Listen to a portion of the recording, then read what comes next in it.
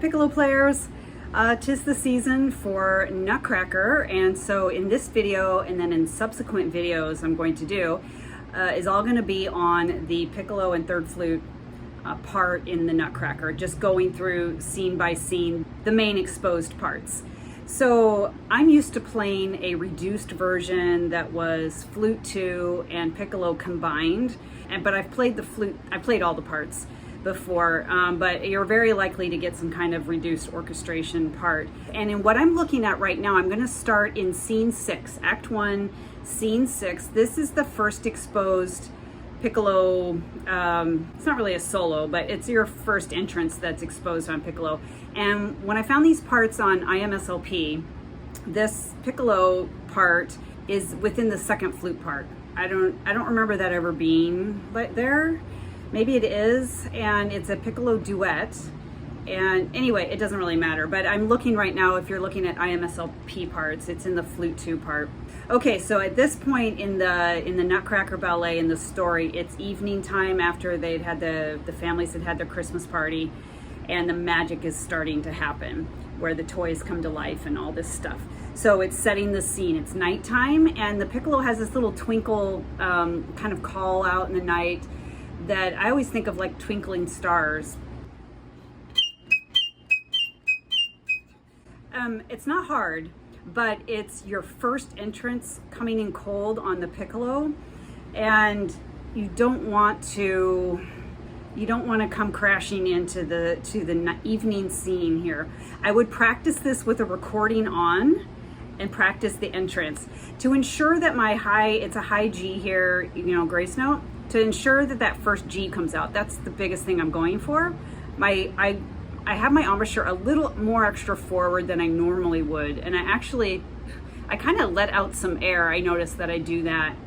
I think maybe it's just my process, but because I do it the same way every time, I feel mentally like the note is going to speak, and that's half the battle on the Piccolo. And then a couple of measures later, you have a similar figure, but it's much lower and not as scary. It should just sound very light and like it's coming from afar. I wouldn't worry about being too soft, but it should not be aggressive sounding. And then you have da da da da, and there's in the horn and somewhere else. It kind of happens throughout the orchestra, which is very effective. Again, this should be a little bit more soloistic.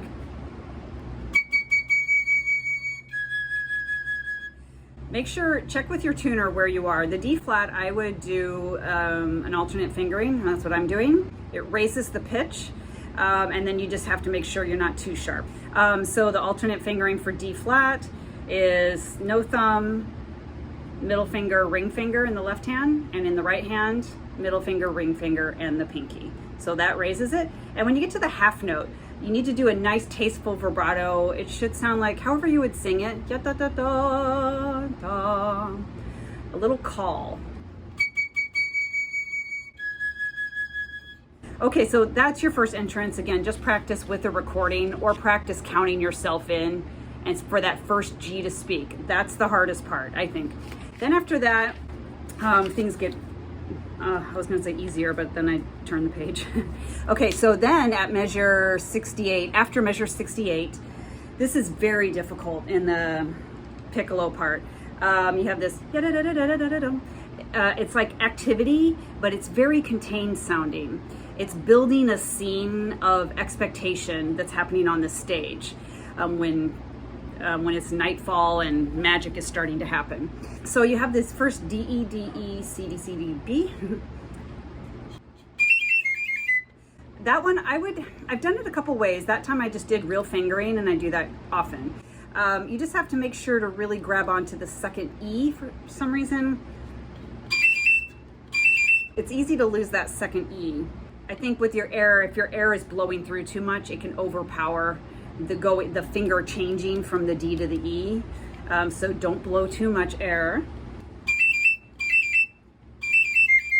I've done before just the trill fingering for D, E, D, E, but that's only when the speed is going really fast, because it's kind of hard to control.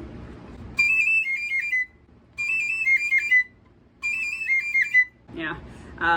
but that's an option. The second passage, C, D, C, I wouldn't do trill key because it's not fast enough. It'll sound too weird. Just do real fingering, it should be okay. And that C, you just have to raise. I think the biggest thing, and I'll get to the second line where the really difficult part is, the main thing here is that even though it's like, oh God, it's really awkward and it's so easy to sound so bad right here.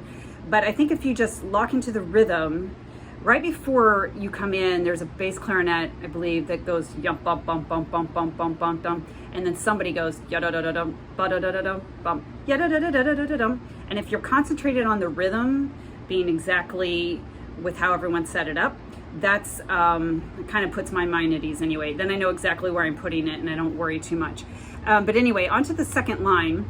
After 69, you have this horrible G, A, G, A, F, G, F, G, E.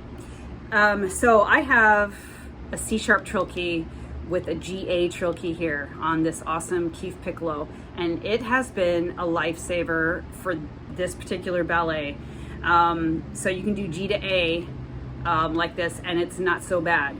So I'm doing that measure like that. It's not too bad. The GA, if you have this trill key here, the extra C sharp trill key, which comes with a GA trill key as well, you're fingering like a high G, regular high G, and then you're putting your finger on this. The trill key is called G to A, and then my first trill key. It's not actually the true G to A fingering when you have this special key here is, I'm gonna have to look in the fingering chart. I just never use it because it really doesn't matter, I don't think. But the pitch is better getting up to A. Is if you get a Keith, with a C sharp trill key, it comes with a trill chart on how to use your C sharp trill and your G to A trill. It's really great. But for the G to A trill, so it's supposed to be G to A trill and then the second trill key. Technically, yeah, this is more of an A. But I just do, I mean, really, what's the difference? But the reason I do it there in the Nutcracker section right there is because you have to get to the F natural. And so I'm going, see if you can see, G, A, G, A, F. And I just slide down to the F. Sometimes it's a little clunky, but that's the least of your worries.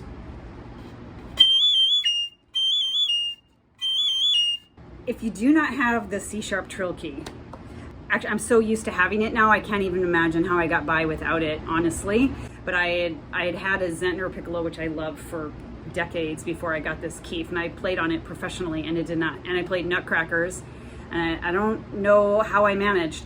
But the trill fingering for the high G to A without the C sharp trill key is thumb, first finger, ring finger, so like a high F in the left hand, and then the right hand has got the middle finger, ring finger, and the first trill key, no pinkies, and so that's like a fake G. And then to trill to the A, you're gonna trill first finger and thumb. And you really have to like bear down on the airstream. It's a really difficult trill. Anyway, here's the G. That's a fake G. That's okay. But I had to just on my airstream, like I'm blowing against a wall. So I don't know how, you can't really be too soft. You have to decide, compromise between notes coming out versus dynamic. And I believe you should just go for notes coming out.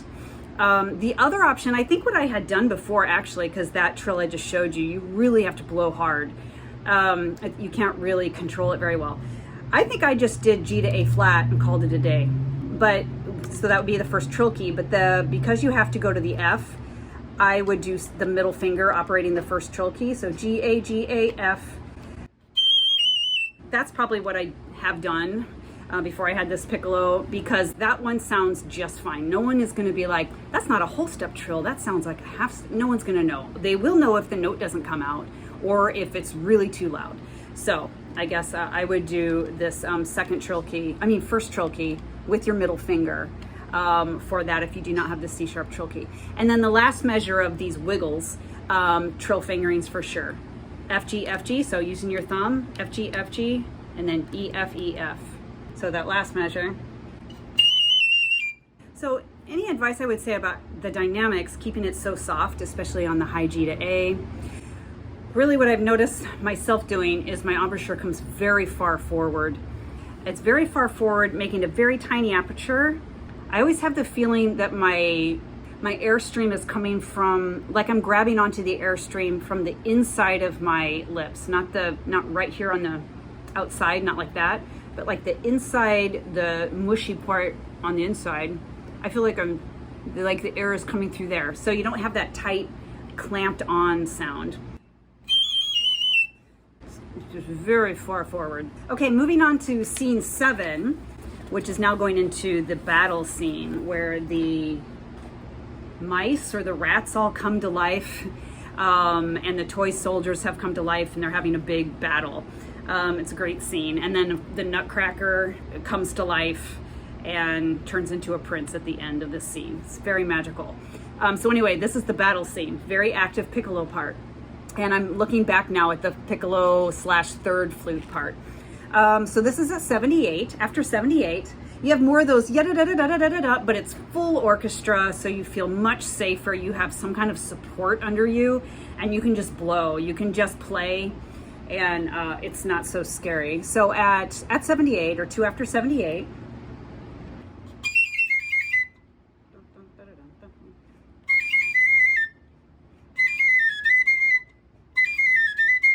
I think those re-articulations are very important.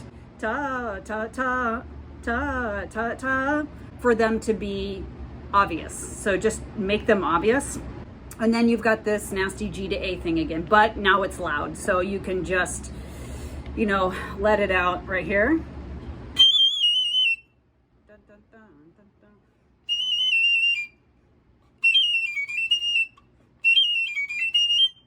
The other thing I just want to cover is a couple lines down from there, this high G trill. So this is where you can use that other, if you don't have the C sharp trill key or GA trill key on your Piccolo, where you can use that one fingering that I was showing you, that where you have to really bear down on the airstream, and it will work, but only really at a very loud volume. This is a great place, you can use it there. But so you're going 2 before that.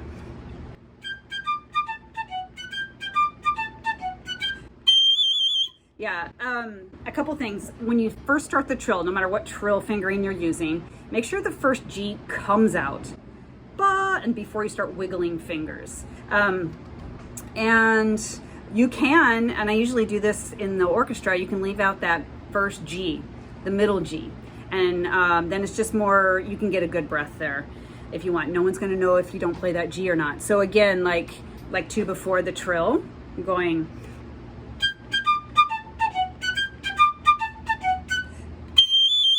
you can even leave out the F sharp G. But the G trill is very important to play it securely because it's very exposed as typical Piccolo part. And then once you get it, yeah, I always try to, because it's very obvious and this happens all the time, and I've heard it in a lot of recordings actually by top orchestras. The Piccolo player gets to the high G trill, GA, and then and then it, like, they can't sustain it. It just comes crumbling and crashing down to the ground. You don't want that. So to help secure your trill stay with you, I am very aware of the resistance on the airstream once I get it. And like I said, I think just playing that first G securely without trilling for like a millisecond also helps stabilize it somehow. So G, and then once you start trilling, I'm very aware of my airstream going straight across, or that's how I envision it. G trill off. And that's all I'm thinking about. I'm thinking about sustaining the air. Don't let it go, don't let it go, don't let it go. Because as you all know, if the airstream slows just a little bit, especially on this trill, it'll go away from you in a very audible, nasty, gross way. And you don't want that. And then after that, you have kind of more of the same, you know, after 82, all this same stuff. So it gets better after that. So just these first couple scenes are a little nerve-wracking for the Piccolo player because it's our first time coming in and it's very exposed. The next thing would probably be, the next scene is Waltz of the Snowflakes. Yeah, so I will do that in the next video. So that'll be upcoming. And then please hit subscribe, and then you will get all these future Nutcracker videos and all my other videos on orchestral Piccolo parts that are in this playlist here that is ongoing. So I am constantly adding to that playlist of practice guides. Hope you have a great Nutcracker season, and thanks for watching.